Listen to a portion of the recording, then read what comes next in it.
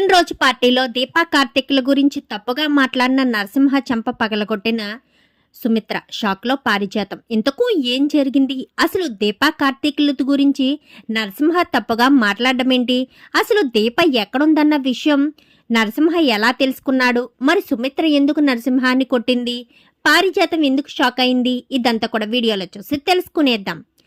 కార్తీక దీపం ఇది నవవసంతం upcoming episodes లో ఏం జరగబోతుందో ముందుగా తెలుసుకోవాలి అనుకుంటే వీడియోని లైక్ చేయండి, ఈ ఛానల్ ని సబ్స్క్రైబ్ చేసుకోండి, పక్కనే ఉన్న బెల్ సింబల్ లో ఆల్ పై క్లిక్ చేయండి. ఇలా చేయడం వల్ల అందరికంటే ముందుగా చూడవచ్చు. మొత్తం మీరు చూసుకున్నట్లయితే ఇంకా నరసింహ భార్య నరసింహను టార్చర్ పెట్టేసరికి దీప ఎక్కడుందో తెలుసుకోవాలి, దాన్ని ఈ ఊరి నుంచి పంపించేయాలని ఇంకా నరసింహ అయితే ఆ క్షణం నుంచి కూడా దీప గురించి వెతకడం మొదలు పెడతాడు. ఇంకిక్కడ దీప పుట్టినరోజు, ఇటు జోష్న పుట్టినరోజు, ఇద్దరిది ఒకే రోజని సుమిత్ర అయితే ఇద్దరికి ఒకలాంటి చీర ఒకలాంటి నగలే రెడీ చేస్తుంది. ఇంకా దీపన్ కూడా రెడీ చేసేసరికి రెడీ అవ్వక ఈరోజు నీ పుట్టినరోజు నా పుట్టినరోజు కదా, ఇద్దరం ఒకలాగే కవల పిల్లల్లా ఉందాము అని చెప్పి జోష్న అనేసరికి వద్దమ్మా అని చెప్పి దీప ఎంతలా బ్రతిమాలుతున్నా గానీ సుమిత్ర ఇటు జోష్న ఇద్దరు కూడా రెడీ చేసి దీపను జోష్నను ఇద్దరిని ఒకలాగే రెడీ చేసి అయితే సుమిత్ర బయటకు తీసుకొస్తుంది. అందరూ కూడా ఎంతగానో సంతోషపడుతూ ఉంటారు.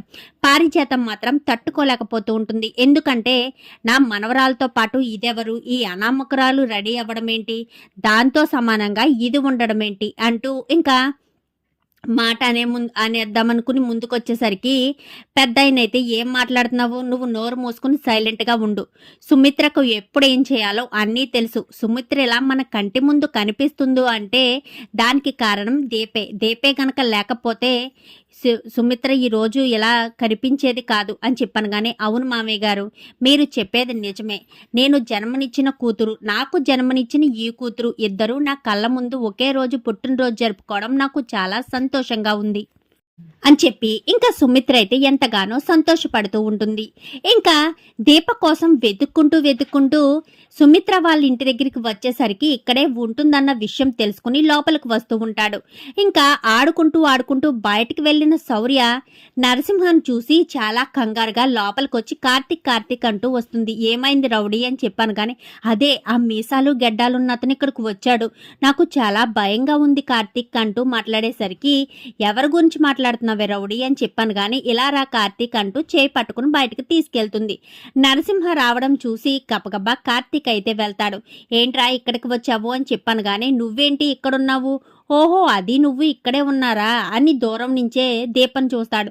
ఓహో చాలా బాగా చూసుకుంటున్నావు కదా మహారాణిలాగా, నగలు పట్టు చీర, ఓ ఈరోజు దాని పుట్టినరోజు కదా, పుట్టినరోజుకి పార్టీ కూడా ఏర్పాటు చేసావన్నమాట అంటూ ఇంకా నరసింహ మాట్లాడేసరికి ఏం మాట్లాడుతున్నావు, నోరు అదుపులో పెట్టుకుని మాట్లాడితే బాగుంటుందని చెప్పాను. కానీ నా భార్యను నువ్వు తీసుకొచ్చి నీ ఇంట్లో పెట్టుకుని నన్ను నోరు అదుపులో పెట్టుకోమంటావేంటి అని చెప్పాను. కానీ నీ భార్య అయితే ఇలా గాలికి వదిలేస్తావా అని చెప్పాను. కానీ నేను దానికి తాళి కట్టాను, దానికి ఒక పిల్ల కూడా ఉంది అని చెప్పనేసరికి ఇంకా అప్పటికే అక్కడి నుంచి వెళ్ళిపోయిన శౌర్య అయితే వెళ్ళిపోమని కార్తిక్ చెప్తాడు. సో ఆ ధైర్యంతో కార్తిక్ అయితే మాట్లాడుతూ ఉంటాడు. బిడ్డను వదిలేసావా, ఆ బిడ్డ నీ బిడ్డ అయితే ఇలాగైనా చూసుకోవాలి అని చెప్పాను. కానీ నా ఇష్టం, నా భార్యని ఎలా చూసుకోవాలో నాకు తెలుసు, ఇంత దూరంలో ఉంటారని అస్సలు అనుకోలేదు, ఉదయం నుంచి మొదలు పెట్టేసరికి ఇప్పటికి నీ అడ్రస్ దొరికింది, దాన్ని నిన్ను అస్సలు వదిలిపెట్టను అంటూ 2 అడుగులు ముందుకేసేసరికి ఏంటి ఎక్కడికి వెళ్తున్నావు అంటూ వెనక్కి నెట్టేస్తాడు.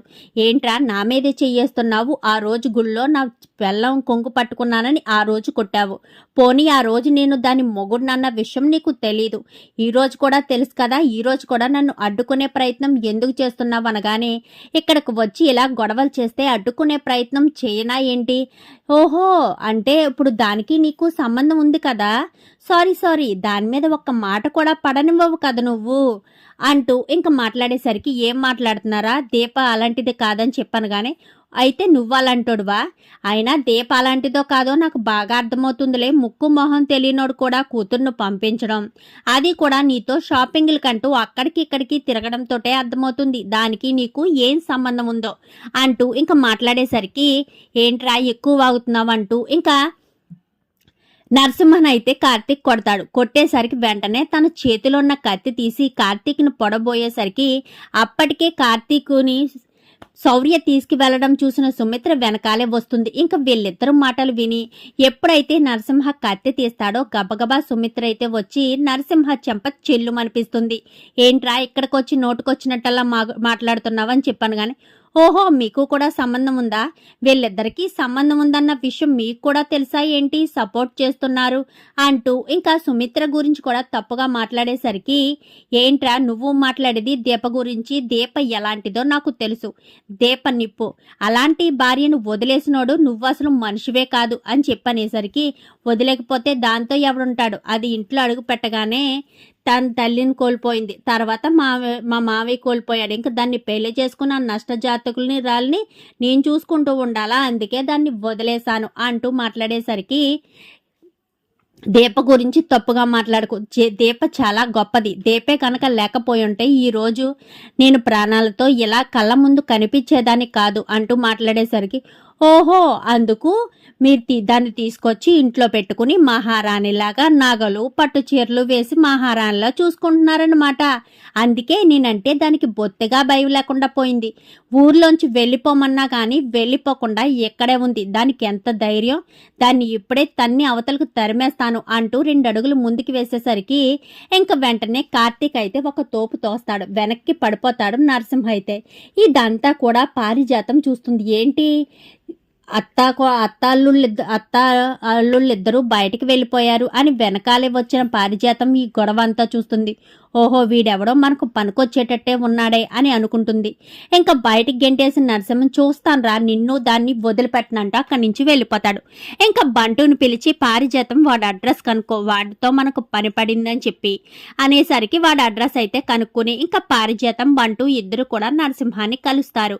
ఏంటి మీకుతో నాకేం పని, అయినా నాతో మీకేం పని, మీకు నాకు ఏం సంబంధం ఉందనగానే, నీకు నాకు ఏం సంబంధం లేదు, కానీ మన ఇద్దరు శత్రువు దీప కాబట్టి దీప ఇంట్లో ఉండడం నీకు ఇష్టం లేదు, నాకు ఇష్టం లేదు, అందుకే దీపను అక్కడి నుంచి పంపించేయాలంటే మన ఇద్దరం ఒకటైతే ఖచ్చితంగా పంపించేయొచ్చు అని చెప్పనేసరికి, ఏ దీప అక్కడ ఉండడం మీకు ఇష్టం లేదా అని చెప్పాను కానీ, ఇష్టం లేదు, అది ఆ ఇంట్లో ఉండకూడదు, దాన్ని వెళ్ళిపోమని బెదిరించాను, అయినా కానీ అది అక్కడి నుంచి కదలలేదు, అది మొండిది, దానికి ఎవరి బెదిరింపులతో పని లేదు అంటూ ఇంకా నరసింహ అయితే చెప్తాడు. ఇప్పుడు నరసింహ పారిజాతం కలిసి మరి ఏం ప్లాన్లు వేస్తారు, దీపను ఆ ఇంట్లోంచి పంపించడానికి ఎలాంటి కుట్రలు పన్నుతారు, మరి దీప ఇంటికి దూరం అవుతుందా, చిన్నప్పుడే తల్లి నుంచి దూరమైన దీప ఇప్పుడు తల్లి దగ్గరికి చేరింది, మళ్ళీ తల్లి నుంచి దూరం అవుతుందా, మరి కార్తీక్ చేసిన తప్పేంటి, మరి నిజంగానే కార్తీక్ తన తండ్రిని చంపకపోతే దీప తండ్రిని చంపిందెవరు, మరి ఈ విషయాలన్నీ ఎప్పుడు బయటకొస్తాయి, శౌర్య నిజానికి నరసింహ కూతురా లేక కార్తీక్ కూతురా, శౌర్య ఎవరికి పుట్టింది, మరి దీప ఈ విషయాలన్నీ ఎప్పుడు బయట పెడుతుంది, ఇదంతా కూడా రాబోయే ఎపిసోడ్స్లో చూసి తెలుసుకునేద్దాం. మా వీడియో కనుక మీకు నచ్చినట్లయితే వెంటనే లైక్ చేసి మా ఛానల్ని సబ్స్క్రైబ్ చేసుకుని పక్కనే ఉన్న బెల్ సింబల్లో ఆల్ పై క్లిక్ చేయండి. ఇలా చేయడం వల్ల అందరికంటే ముందుగా చూడవచ్చు.